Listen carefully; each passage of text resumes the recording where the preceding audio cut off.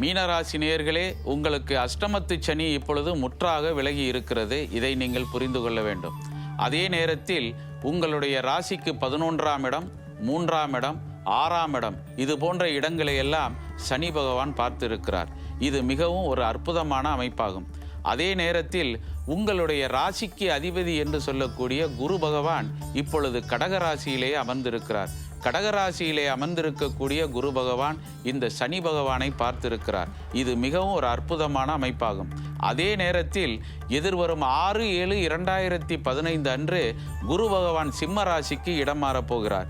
இப்பொழுது அவர் சிம்ம ராசிக்கு இடம் மாறுகின்ற நேரத்திலே சனி பகவான் இந்த குரு பகவானை பார்க்க இருக்கிறார். இந்த அற்புதமான ஒரு அமைப்பு மற்றைய ராசிக்காரர்களுக்கு கிடைப்பது சில நேரங்களில் அரிதாகிவிடும். உங்களுக்கு இந்த அமைப்பு கிடைத்திருக்கிறது. இதை நன்றாக பயன்படுத்தி கொள்ள வேண்டும்.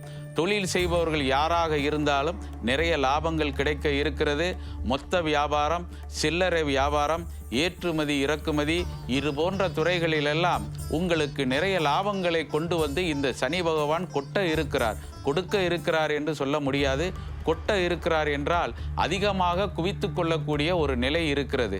அதே நேரத்தில் உங்களுடைய உடல் நலத்திலும் நீங்கள் சற்று அக்கறை எடுத்துக்கொண்டால் மிகவும் சிறப்பாக இருக்கும். மேலும் வெளிநாடுகளில் தொழில் செய்பவர்களுக்கு தாராளமாக லாபம் கிடைக்கும். ஒரு சிலருக்கு வெளிநாட்டுகளில் சொத்துகள் வாங்கக்கூடிய ஒரு நிலையும் உருவாகும். பயன்படுத்தி கொள்ளுங்கள். குடும்பத்தை பொறுத்த மட்டில் கணவன் மனைவியிடையே சில நேரங்களில் வாக்குவாதங்கள் வந்தாலும் அவ்வப்பொழுது அது நிவர்த்தி செய்யப்படும் போல் காணப்படுகிறது. கவலைப்பட வேண்டிய அவசியமே இல்லை.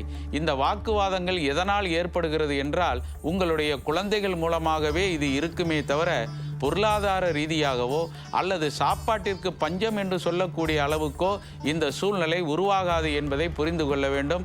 மேலும் உங்களுடைய குழந்தைகளிடத்தில் நீங்கள் சற்று அனுசரணையாகவும் அதே நேரத்தில் எந்த விதமான பெரிய பிரச்சனைகளிலும் மாட்டிக்கொண்டு பேசிவிடாமல் பார்த்து கொண்டால் மிகவும் சிறப்பாக இருக்கும். குறிப்பாக பெண்களுக்கு இது அவசியம் தேவைப்படுகிறது. அவர்கள் தங்களது குழந்தைகளிடம் பேசும் பொழுது சற்று கவனமாக இருக்க வேண்டும். பெண்களை பார்த்தால் மிகவும் ஒரு உன்னதமான நிலை பெண்களுக்கு ஏற்பட போகிறது. பயன்படுத்தி கொள்ளுங்கள். திருமணமாகாதவர்கள் யாராவது இருந்தால் திருமண பாக்கியம் கூடி வரும். அதே நேரத்தில் உங்களுக்கு குழந்தை பாக்கியமும் நிச்சயம் கிடைக்கக்கூடிய வாய்ப்பு இருக்கிறது. மாணவர்களுக்கு சிறந்த எதிர்காலம், உயர்கல்வி, வெளிநாடுகள் சென்று கல்வி கற்கக்கூடிய நிலை, இவை அனைத்தும் சிறப்பாக கிடைக்கக்கூடிய ஒரு வாய்ப்பு இருக்கிறது. தொழிலாளர்கள் தங்களது முதலாளிகளிடம் சற்று எச்சரிக்கையாக நடந்து கொள்ள வேண்டும். வேறு எந்த விதமான பெரிய பாதிப்பும் உங்களுக்கு கிடையாது.